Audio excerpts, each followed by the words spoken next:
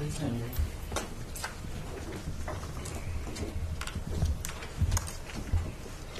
afternoon, everyone, and sorry for this short delay.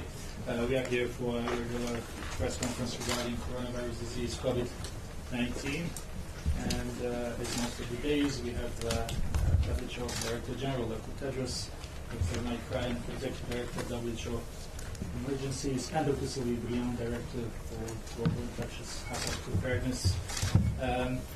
Just one little note, we have changed the system through which we are sending our notifications to journalists around the world. So if there are any issues with that, please let us know.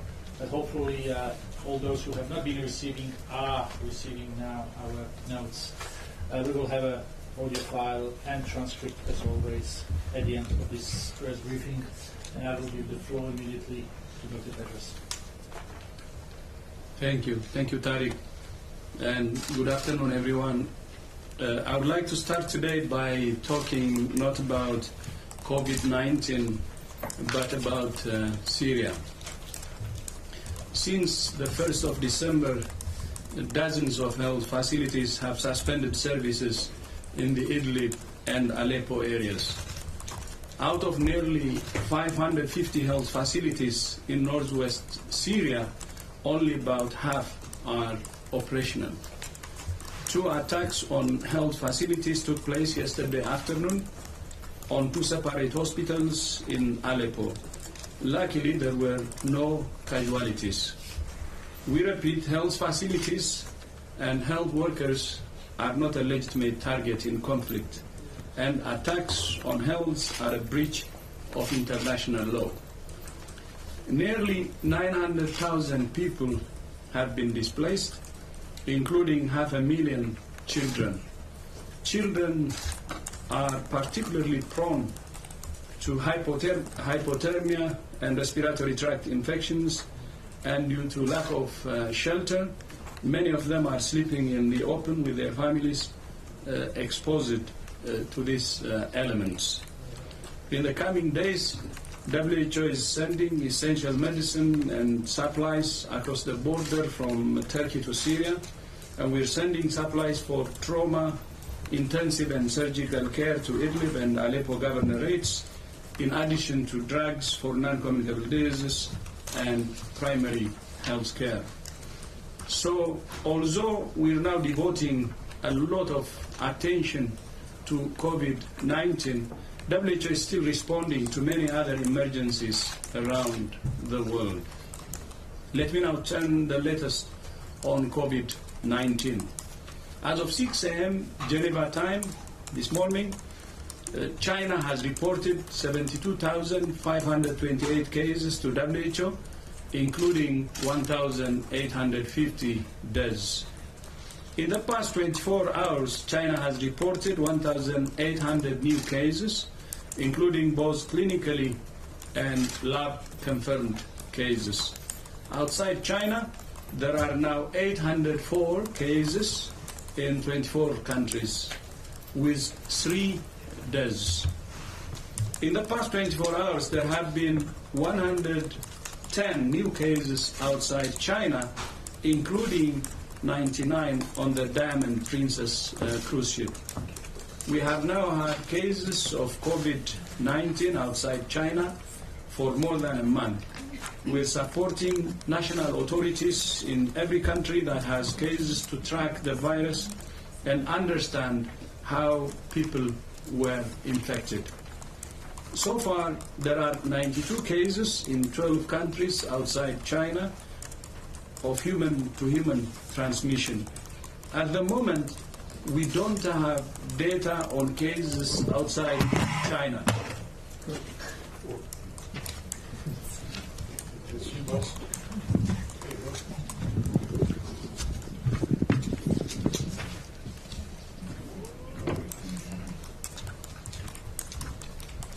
At the moment, we don't have enough data on cases outside China to make a meaningful comparison on the severity of disease or the case fatality rate. We're following up with countries to get more information about what happens about each case and the outcome. However, we have not yet seen the sustained local transmission except in specific circumstances like the Diamond Princess cruise ship. Yesterday, I spoke to Singapore's Minister of Health, and we're very impressed with the efforts they are making to find every case, follow up with contacts, and stop transmission. Singapore is leaving no stone unturned, testing every case of influenza-like illness and pneumonia, and so far they have not found evidence of community transmission. I also spoke to the Minister of Health of Malaysia to discuss the Western Dam case and other aspects of their preparations. These signals show the importance of all countries being ready for the arrival of the virus, to treat patients with dignity and compassion, to protect health workers, and to prevent onward transmission. Many countries are taking steps to prepare themselves with WHO support. We have shipped supplies of personal protective equipment to 21 countries and will ship to another 106 countries in the coming weeks. By the end of this week, 40 countries in Africa and 29 in the Americas are due to have the ability to detect COVID-19. Many of these countries have been sending samples to other countries for testing, waiting several days for results. Now they can do it themselves within 24 to 48 hours. Some countries in Africa, including DRC, are now leveraging the capacity they have built up to test for Ebola, to test for COVID-19. This is a great example of how investing in health systems can pay dividends for health security. Other countries like Namibia, Nigeria, and Timor-Leste are running workshops with the media to ensure accurate and reliable reporting. Several countries are prioritizing surveillance and monitoring at ports of entry, including Bangladesh, Cambodia, Ethiopia, Pakistan, Serbia, and South Sudan. We're also working with partners in some of the most fragile contexts, from Syria to the Central African Republic, to prepare countries for the arrival of the virus. There are many other examples. We still have a chance of preventing a broader global crisis. WHO will continue working night and day with all countries to prepare them. I thank you. Thank you very much, Dr. Tedros. For journalists who are dialing in by phone, it's *9, and you will be put in queue. Those who are watching us through Zoom online, it's clicking raise hand on your right-hand side of the screen. We will start by taking questions from the floor. Jeremy, then Shane. Okay. Right. Please use the mic. Hi. Can you hear me? Can you hear me? Hi, Jamie, Associated Press. Associated Press. You mentioned the Diamond Princess, and you mentioned there's specific instances where there has been some transmission outside of China. How is it possible that this ship, which was meant to be quarantined, are you listening? Sorry. That was meant to be a quarantine has turned out to be a vector, or has actually turned out to spread this COVID-19 more than it's done anything to stop it. Thanks. Was there a question in there, Jimmy? Yeah. Could you repeat my question? You know me well enough. The situation on the ship obviously has evolved, and the authorities in Japan obviously initially made a decision to quarantine all the passengers on that ship, which allowed passengers to be kept together in an environment where they were could be observed and where they could have separate accommodations and everything else. This was much more preferable, obviously, at the time than necessarily having everyone disperse around. But obviously the situation on the ground has changed, and clearly there's been more transmission than expected on the ship, and I think the authorities in Japan are adjusting to that reality now and taking the necessary public health measures with other countries to to evacuate people and deal with their follow-up in a different way. But it's very easy in retrospect to make judgments on public health decisions made at a certain point. How do you explain it? I think it's clear that, and I've said it here in previous press conferences, that there are sometimes environments in which viruses can spread, and cruise ships and other hotel metropole I've mentioned before and others. There are particular environments in which disease can spread in a more efficient way. But again, in terms of the overall number of people on the ship, the vast majority of people on the ship do not have COVID-19. A good number do, and a good number have very, very mild symptoms. So I think we need to, again, keep our heads here and put this in perspective. It's an unfortunate event occurring on the ship, and we trust that the authorities in Japan and the governments who are taking back people will be able to follow up those individuals in the appropriate way to ensure that they get the appropriate care if they are cases, and if not, that they are reintegrated into their communities. But yes, it will be very important to study this particular event and see what the issues have been that have led to transmission to the people who've been on that ship. Thank you very much, Jeremy, then Shane, then Nina. If you could just press the little button. Yes, thank you. Okay.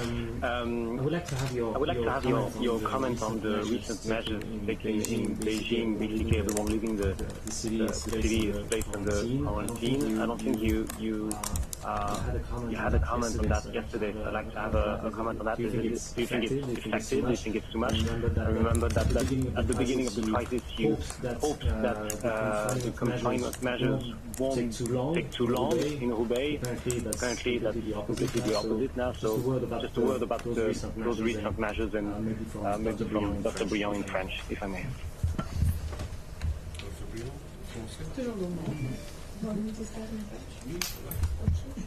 Dr. Ryan.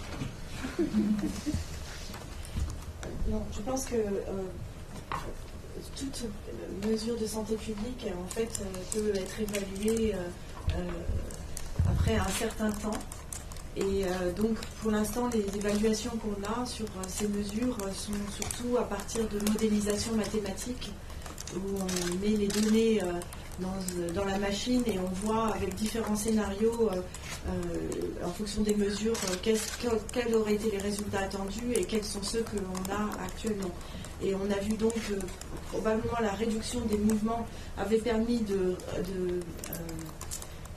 réduire en fait la vitesse de propagation de cette épidémie de quelques jours à l'intérieur de la Chine et de quelques semaines à l'extérieur de la Chine. Donc basé sur ces premières estimations, dans ce cas-là, on prend les mesures complémentaires en fonction de l'intensité de transmission dans certaines localités. Donc c'est ce qui s'est passé à Pékin. Ils ont donc pris des mesures un peu plus drastiques pour pouvoir justement limiter les mouvements et permettre de mieux contenir l'épidémie à ce moment-là. Donc est-ce que c'est efficace? Ça on le saura, je pense, dans quelques jours, puisque on a maintenant un peu mieux cerné les durées d'hospitalisation, aussi les durées entre le moment où la maladie commence et le moment où les gens sont complètement non contagieux sur certaines études, et il s'écoule à peu près 20 jours entre le moment où la maladie commence et le moment où les gens sont vraiment guéris. Donc ça nous donne aussi une idée du temps qu'il va nous falloir pour pouvoir évaluer l'efficacité des mesures. Okay, thanks. So, currently the measures are evaluated based on the modeling, and so we use the data we have to imagine what could be the scenario if nothing is done, and what could be the scenario with the current, what is the current situation with the data we have. And so modelization has shown that those measures on movement restriction have delayed the dissemination of the outbreak of 2 or 3 days within China, and and a few weeks outside China, 2-3 weeks. So based on this, then it shows that those measures, if well implemented, could have an impact on the propagation of the outbreak, and that's why measures are now taken in Beijing to strengthen the control of the outbreak and postpone the peak,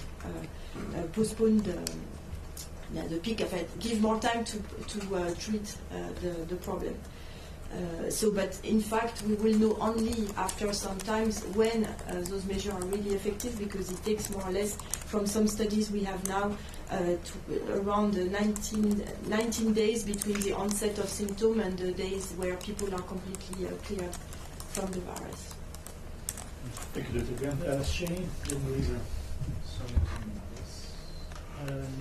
No document behind. Small one, just below. Okay, thank you. So my first question, I have an original question about Dr. Tedros. You mentioned from China Central Television. Sorry to mention that. Dr. Tedros, you mentioned that you are not getting enough data from the other countries outside of China. So what's the problem inside that? Are those countries not willing to provide the data, or what's the reason behind that problem? And also for Dr. Briand, that you just mentioned there's the modeling that 2 days has been delayed for the transmission and 2 or 3 weeks for the world, 2 days for China. So that is the WHO modeling, or that's from the China side that you are quoting from?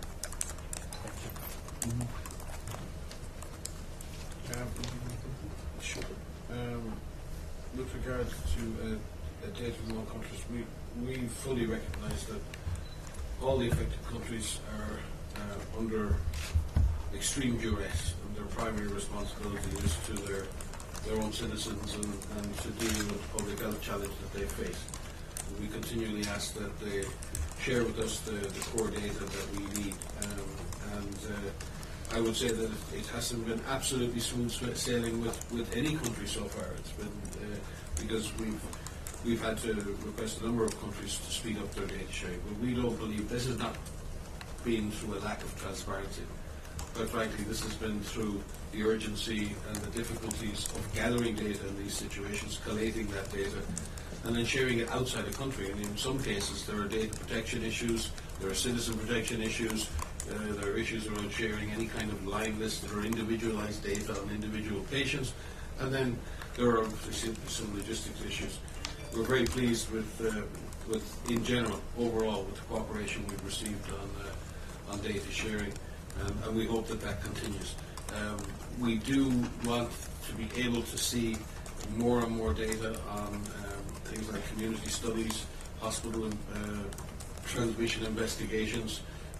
Jamie, the investigations aboard the Sea Princess to establish exactly what the conditions were that led to transmission, and we would obviously like to be seeing those investigations early, so we can use them to learn lessons in other circumstances that we may face in the coming days and weeks. So again, we encourage all of our partners, both government and academic, to share with us that information which they can, which will help us as a global agency to provide the best possible advice and evidence to countries.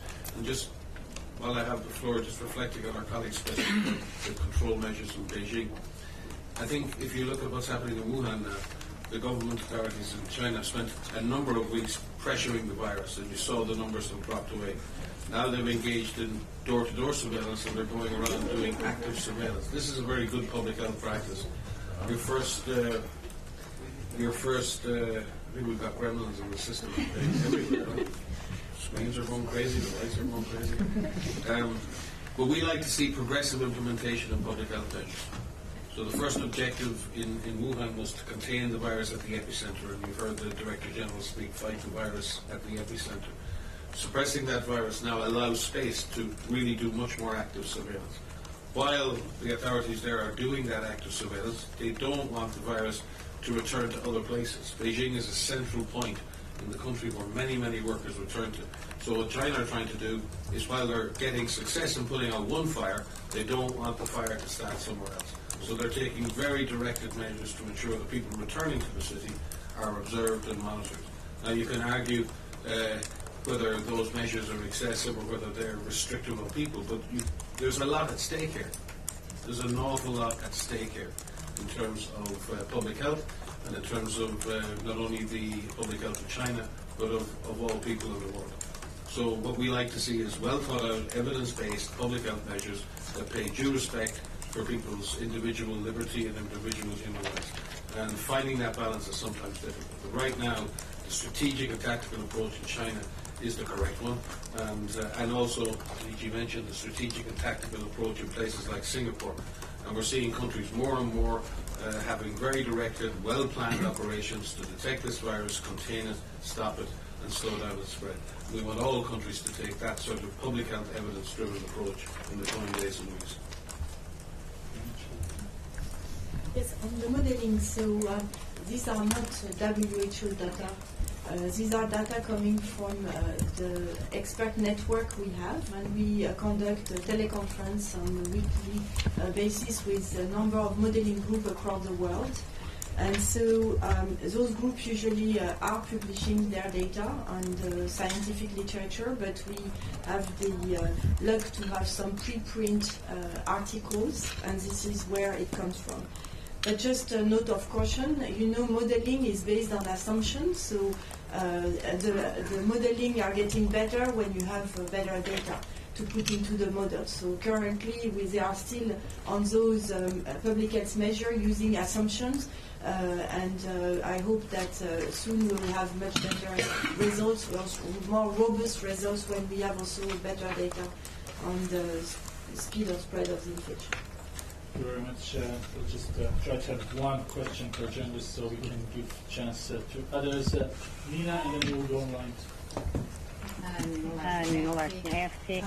On the data, I was wondering, for the international mission that's in China now, are they going into Wuhan? And also, are they going to go to Xinjiang?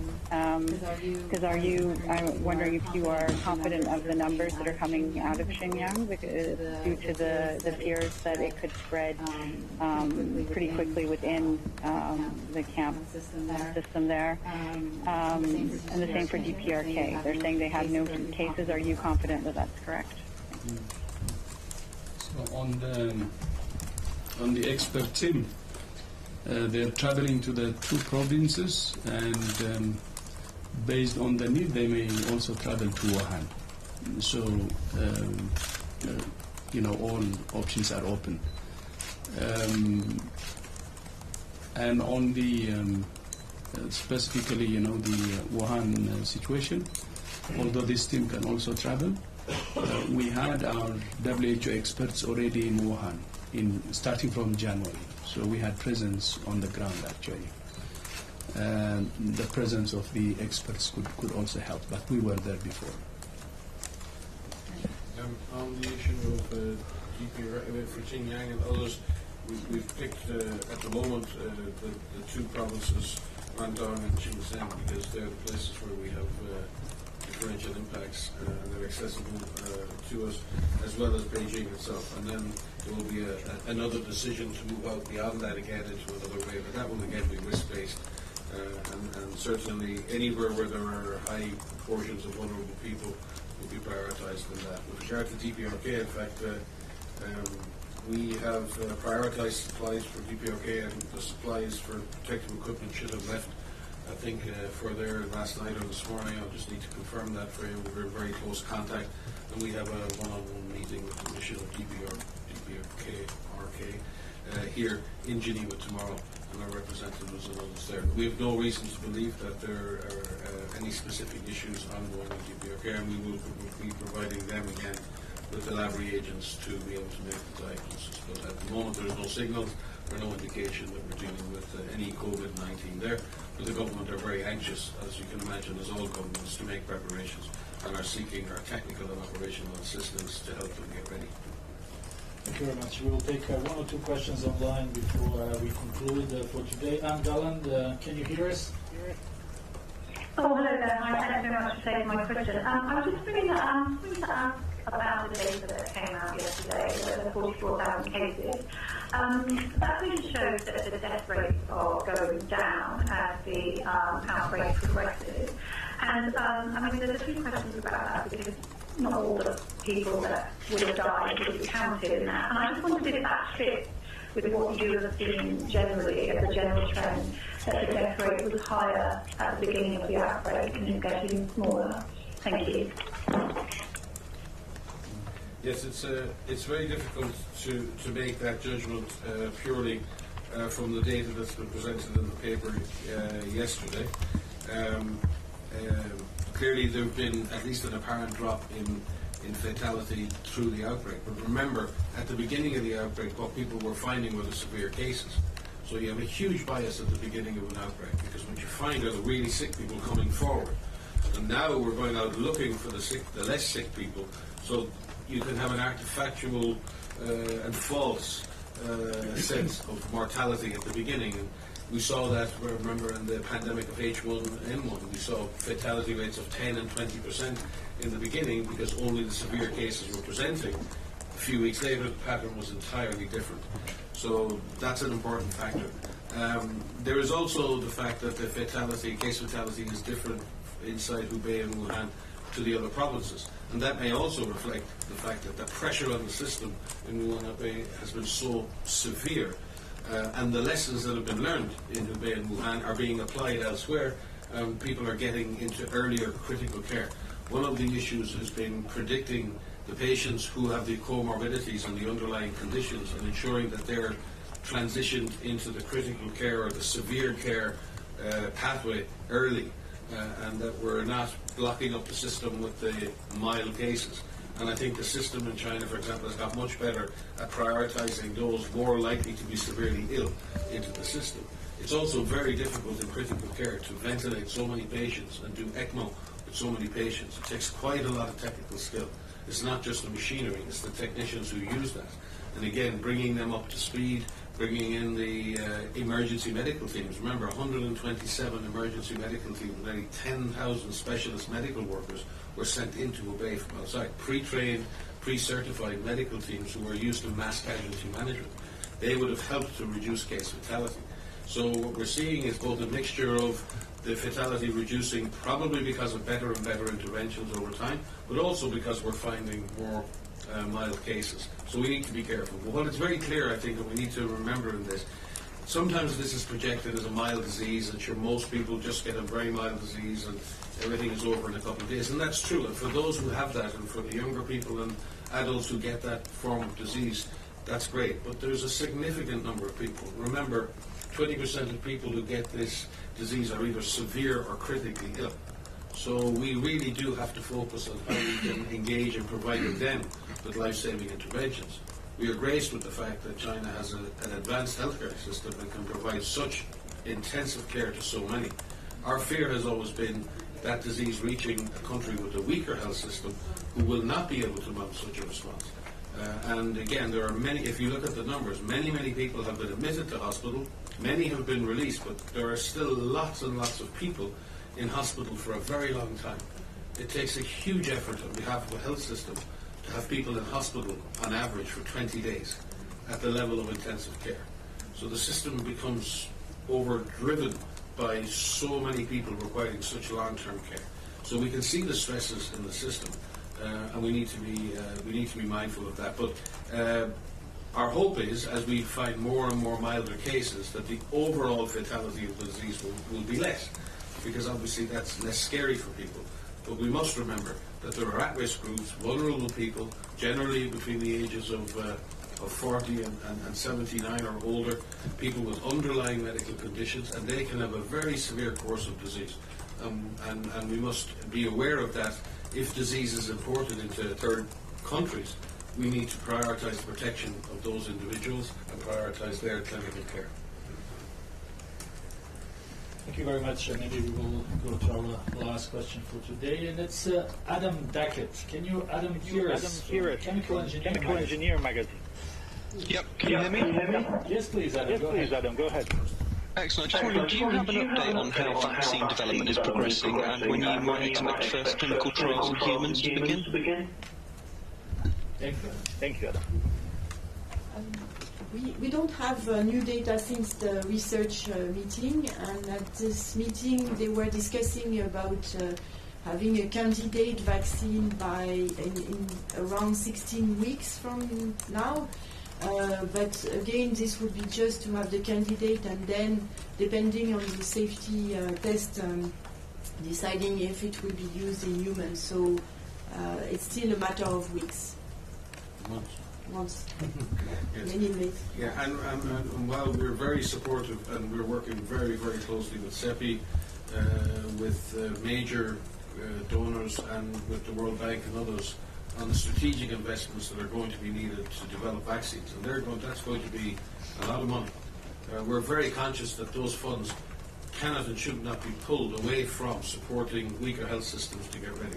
This isn't a trade-off between one or the other. We can save many, many lives in the coming months with or without a vaccine. We all want to invest in the vaccine as a long-term solution, but there are people sick now, and there are health systems that are vulnerable now. So we need to balance our investments and invest in the weaker health systems or our own systems. We can save a lot of lives through supportive therapy by testing the drugs we're currently testing and by getting everything in our systems working. And then we do the other things, and we develop the vaccine. And we do have to make decisions on vaccine investment now, and the DG will be working with CEPI, with the World Bank, and with other agencies at global level to ensure that we get the strategic investments we need in vaccine development without disrupting the investments we need in national systems to get ready. Yeah, maybe I'd like to add into that, related to the, first of all, the case fatality. When you see the number of cases in the rest of the world, we have 804 cases and 3 deaths. But that doesn't mean that it will not increase. For us, this is a window of opportunity that we shouldn't squander. And we have to invest in preparedness and really using this window of opportunity to keep or to stay away from any serious crisis. So in order to use the window of opportunity to the maximum, we need to have a balance of the use of the public health interventions immediately and then the development of vaccine. We have to strike a balance. The vaccine could be the long term because it could take up to 12 to 18 months, and this is like preparing for the worst situation. But in order to avert any serious problem in the rest of the world and use the window of opportunity to the maximum, it's the simple public health solutions that we should do that should really be our focus, while of course preparing for the vaccine. So that balancing act is very, very important. We do what should be done today, and then we invest also in the future to prepare for the future. As Mike said, we're already discussing with partners on the vaccine development, but the approach is striking a balance and giving the right focus, especially to the things that we should do today. But one thing I would like to underline is there is a window of opportunity. If you see the case fatality rate or the number of deaths in the rest of the world, it's really low. It's 3 out of 804. Even the number of cases, 804, is low, but it doesn't mean that it will stay the same. This is a window of opportunity that should not be missed. That's what I would like to underline. And in order not to miss this opportunity, we should do everything to contain it and finish within that window of opportunity. And that's why we're speeding up to help countries, especially with weaker health systems, in order to really minimize the impact. Thank you. Thank you very much, Dr. Tedros. Thank you to Dr. Ryan and Dr. Brian. I will conclude with this. Just to let you know that our colleagues in Eastern Mediterranean region will hold a press conference in Cairo tomorrow at 11 o'clock Cairo time, 10 o'clock Geneva time, where our regional director will speak to media there on the preparedness in the region regarding COVID-19 and also about how the information should be shared. This press conference will be broadcast at